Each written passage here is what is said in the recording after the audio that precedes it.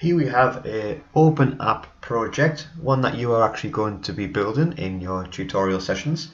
Now this is a relatively simple app and the tutorials on the Android developers website tell you how to make this particular app. But what it does is it takes a message that you type into a text box and sends it to another activity or screen in the app. Something that is quite useful, learning how to get two different screens to interact with each other and how to pass data between one activity and the next. So using this app as a bit of as a basis, I'm going to explain Android Studio in a little bit more detail and how to actually help you out in building this particular app. So here we can see we have the design view for the particular app and we have the blueprint mode selected. So if I go to the top corner here and I have a little look at the design surface option, I've got some different choices here. I can choose design, blueprint, or design and blueprint. Currently in the blueprint view, but I'm going to switch to design view just so you can see what the app would actually look like on somebody's device. So it would show the title of the app across the top. We've got a text box that says enter a message, and then we've got a send. Now we can see I've got lots of files open on this particular app today. Not just the standard activity main XML and the main activity.java file. Because we've got multiple activities, we've got multiple XML files and multiple class files open. And that's just the way it has to be. I mean, you can close these if you're not using them, but because we're only using all of these files today, I've left them open in the window so we can see them.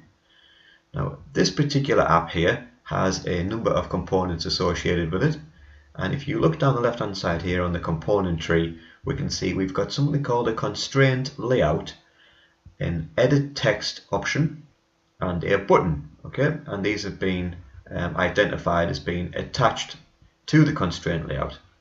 Now you're going to work a lot with different layouts. Now Android defaults projects these days to constraint layouts, and it's sometimes considered the best method, but you might also see methods where they use something called a relative layout and a linear layout. Now a relative layout positions items relative to each other, and a linear layout displays things either in a list going down the app or in a list going across the app. And you can combine all of these different layouts together to get them to talk to each other and have nested designs and such, much like when you build a website. So at the top here we've got all of the different palettes that we can use. If we wanted to drag on something extra onto this app, like say another text box or a password field, or we might want to do a radio button or anything like that, then we can just click and drag and put them on. Now I don't particularly need to ruin this app by doing that, but that's how you would do it, and you'll get plenty of experience doing this when you follow the tutorials to build this particular app.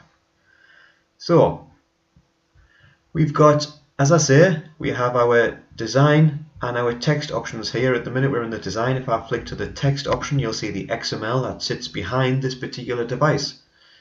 Now we've got the constraint layout declared at the top here, and we've got the width and the height declared with the match parent option.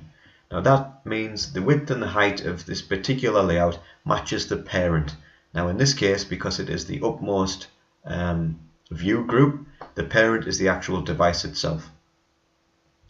Now if we have a look at the different edit text options here, we've got an edit text and a button. We've got different margins associated with this device. We've got different widths associated. We've got hint text declared. We have the input type.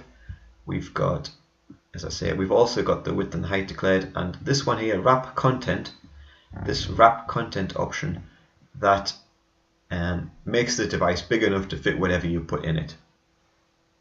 And then we've got the button down here, again associated with some different margins, and then at the bottom we've got the end of the constraint layout. So this is all inside our constraint layout, our edit text and our button.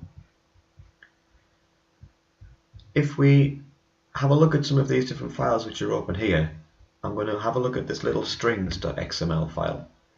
Now what this does is it declares all of the different strings or pieces of text that you want your app to actually display. Instead of hard coding them into your app, Android prefers that you declare them as actual strings in a resources file. Now the reason it does this is because apps have to be able to be translated onto different devices, and if you hard code your text into variables and into messages or into pop-up boxes and things like that without putting them as a resource, as a string resource, then we can't translate those particular messages. So this is something that you're going to need to be aware of. And we have an actual translations editor that will allow you to set the different languages that you want to have your app supported by. But again, I can go into that in a bit more detail later. Looking at the main activity.java class here, we have our onCreate method here, which sets the layout that we see first to activity main, and this has been declared as a layout in the resources folder, and that's what that R means. It's referring to the resources folder. Then we have our send message method, and in here what we're doing is we're basically finding the edit text box which we've made, and we are trying to take the text out of that and pass it to another activity. Now, the way Android does this is it uses something called an intent. It's an intent to do something. Whether this is opening up an activity which you've already made, or whether it is opening and linking with a different app which is already on the device, it's called an intent. And I would suggest that you read into these, because this is how Android passes information between activities and different screens, and as I say, different apps. And your apps aren't going to be very good if they're only one screen. So you need to get familiar with intents and how they are used. So now we have our second activity, which is called the display message activity, and I'm going to switch to that now. Here we've got the same method which says onCreate, and this time we're setting the layout to be activity display message, and this is our second activity that we've created. And now we've got some code here which takes the message which we've passed to it from the intent. Okay, as it says in the comment here, get the intent that has started this activity and extract the string. So we're extracting the string the value from the text box which you've actually typed, and now we're putting it into another text view so the user can see what that message actually is. And if we have a look at the activity display message, we've opened up in design view here. If we switch to text view, we can see that we just have one text view on here. It's called text view, it's been set with an ID, and it's ready to receive the message from the previous activity. Another file that we've got open is the Android manifest file. Now, if you know what the word manifest means, it's basically a list of everything included with something. So this is a list of all of the activities included with this particular app. Now we have to tell this particular file which one is the default one to load first. Much like when you make a website and you have to set an index file, and that's your home page, you have to do a similar thing with the app so it knows which activity to load first. And we can see here at the top that we've got the main activity, okay, and this is identified as the parent. And then down at the bottom here we've got display message activity, and this has a parent associated to it, and we can see here that the value of that parent is main activity. So this is never going to be more important than the main activity view. So if we have a look at how this app runs, if we were to press play, it's going to load up the emulator again.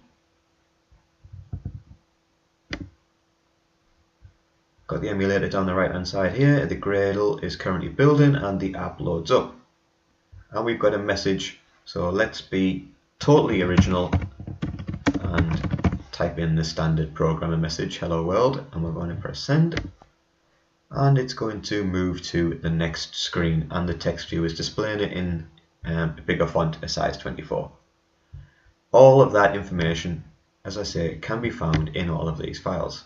If we have a look at the display here, we've got display message, we've got a bigger font down here, text size, and it's currently centered to the screen, and again this XML does all of that for you.